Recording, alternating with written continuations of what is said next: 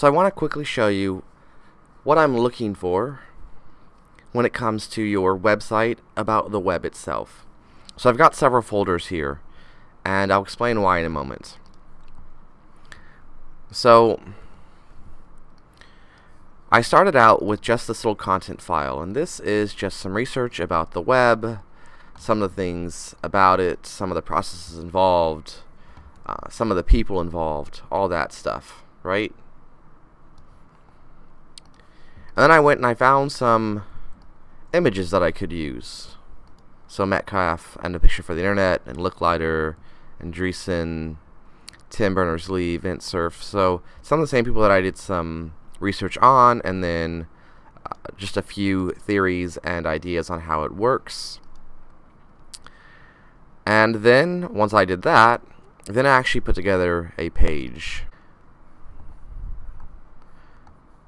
So here's what my page looks like. Right now I just put everything on a single page, and you can see here it's just one after the other. Now at the bottom of each section I have a link that takes me back up to the top, and from here I've got this sort of table of contents. It's actually a list of contents, I'm not using a table, and these take me to those specific sections. Now the website didn't start this way. When I first started out, it looked like this. This is what I began with. I had my table of contents, and then from there I created the first little section, and I actually didn't even create the table right or the codes right. I just threw it in there. I didn't want to deal with it. I decided to deal with it later.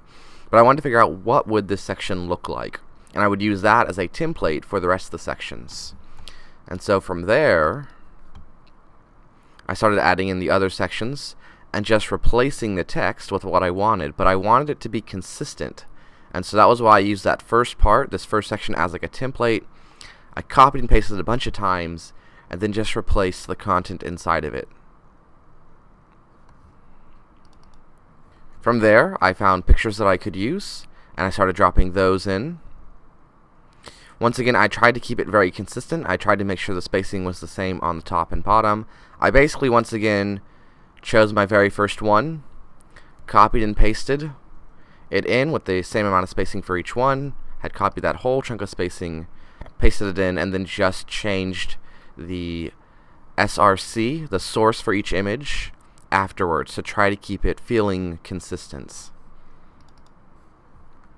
From there I added in these little go back to top links, which meant that I had to have an anchor up here.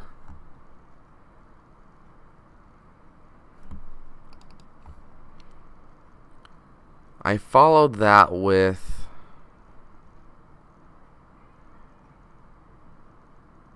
a little bit more spacing in here. So if you go back to the previous tab,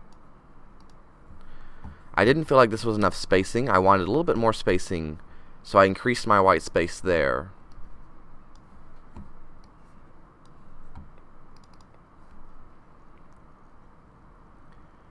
From there I also increased my white space on the bottom. I didn't like how cluttered it felt, and I really liked the spacing on top, and I thought that maybe if I added some spacing on the bottom that would look better. And I was doing that for each and every one, once again, to keep it consistent. And then finally on this one I actually started creating the links here that would take me further down the page. Now I realized that this one I had messed up on, and if we view the source,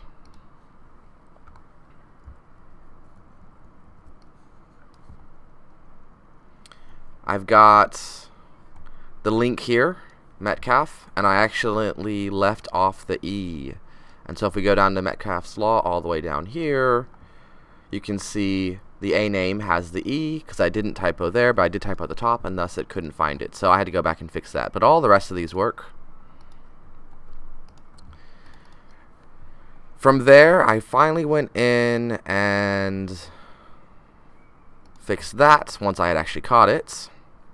But I was testing at each stage of the way, so I caught it pretty quickly actually. Because if we go back to the top and we look at HTML, I still haven't dealt with this. Didn't want to deal with it.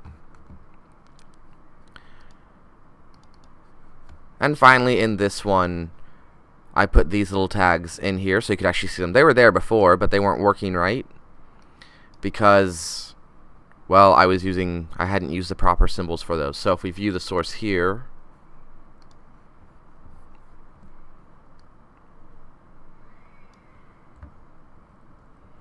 you can see my table with the table header and the table rows and table data, and you can see here the special codes for these. Only issue was I accidentally messed up on this one, and so then I had to go back in and fix it before the final version that you saw here, where it is fixed. Alright, so from there, I use that as sort of the base, and then I started breaking it apart actually. So in this one, oops, in here, each one of those sections is its own separate page. And basically what I did was I took that single page document that I had and I duplicated it a whole bunch of times, and then I just deleted out all the extra content that I didn't need for that specific page.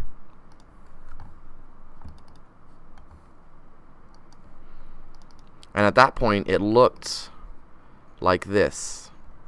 However, I wanted there to be a little bit more. I wanted there to be like a heading so it felt similar. I also, because I deleted everything, I didn't have a title. So you can see here my website about the web, and you can see here it just says HTML because that is the name.